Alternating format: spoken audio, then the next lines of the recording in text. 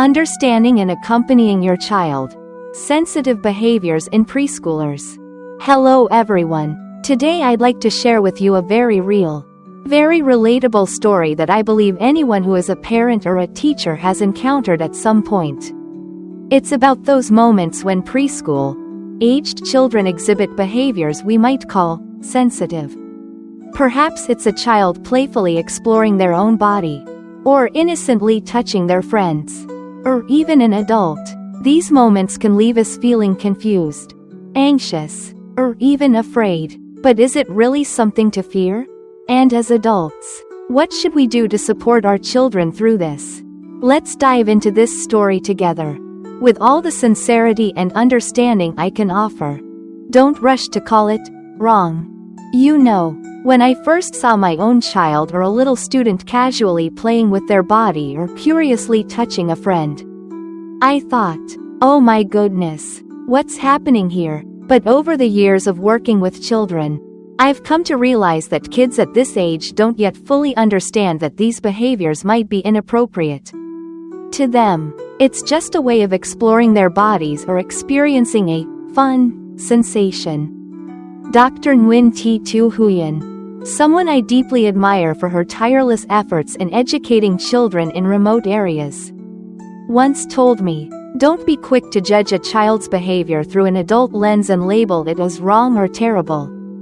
And she's right, there's no naughty intent behind it. It's simply a natural part of their growing up journey. Maybe they feel comfortable touching themselves, or they're curious about a friend's body. Sometimes, they're mimicking something they've accidentally seen from adults, perhaps parents who weren't discreet enough in their private moments. But please, don't rush to blame yourself or anyone else. Instead, take a calm look at it. This is an opportunity to guide them. If your family has the means, consider giving your child their own room starting at age 3. For younger kids, a crib or a separate bed in the parents' room can help them begin to understand personal space. With patience, I believe we can help our children navigate this phase gently. Sex education from the early years. Now, picture a warm afternoon where you sit with your child and talk to them about their body. Isn't that a beautiful image? Sex education doesn't have to be something grand or intimidating. For kids as young as 2 or 3, we can absolutely start at home and at school. The key is to keep it gentle, natural, and tailored to each child. For example, with the 2-year-old, you might point and say, "This is your hand, this is your foot, and this is where you pee." It's simple, but it helps them learn the names of their body parts and understand the differences between boys and girls. During bath time, if they enjoy touching themselves, let them feel at ease. But add, you can only play like this in the bathroom, not out in the yard. Okay?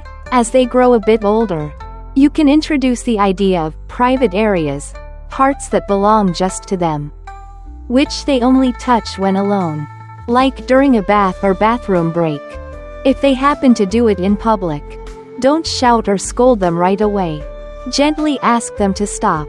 And later, when it's just the two of you, whisper, "Sweetie, that's your private spot. We only touch it at home. Okay?" What I want to emphasize is, don't make them feel ashamed or scared. If we yell or overreact, they won't understand why, and they might hide it or even do it for attention. I've seen cases like that, and it truly weighs on my heart. We need to be their companions, not their judges, creating space and keeping them safe. Have you ever thought about the scene of kids napping at preschool? Those cute little beds lined up, the sound of their steady breathing, so adorable.